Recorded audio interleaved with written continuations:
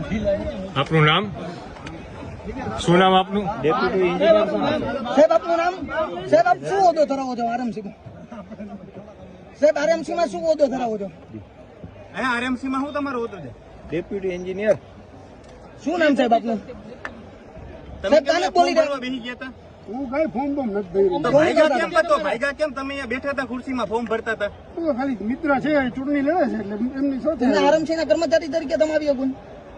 કાર્યાલય આવવામાં કઈ વાંધો જ નથી. ભાજપની આઈ ભાજપની હારે આચારસંહિતામાં આવી શકો તમે? આચારસંહિતામાં કોઈ અધિકારી આવી શકે? આચારસંહિતા લાગુ પડે કે ન પડે તમને?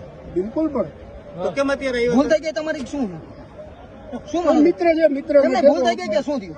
મિત્ર છે મિત્રને ટેકો દેવા આવ્યો હતો. ભૂલ માનો છો તમે? તમને ભૂલ થઈ ગઈ એવું માનો છો? ભૂલ તો ન કહી શકાય. મિત્ર છે મિત્રની સાથે ટેકો તો દેવા આચારસંહિતામાં તમે ત્યાં જઈ શકો. સર એકોર્ડિંગ ટુ લો આવી શકાય? હા બિલકુલ આવી નિયમ પ્રમાણે આવી શકે કે પાર્ટી નહીં? હા બિલકુલ આવી એટલે ફોર્મ કઈ ભર્યું જ તો નથી. શું મારે તમારા ફોર્મ આગળ ભરવાનું વિઝ્યુઅલ છે, વિઝ્યુઅલ છે, તમે એમાં ફોર્મમાં ભરો છો.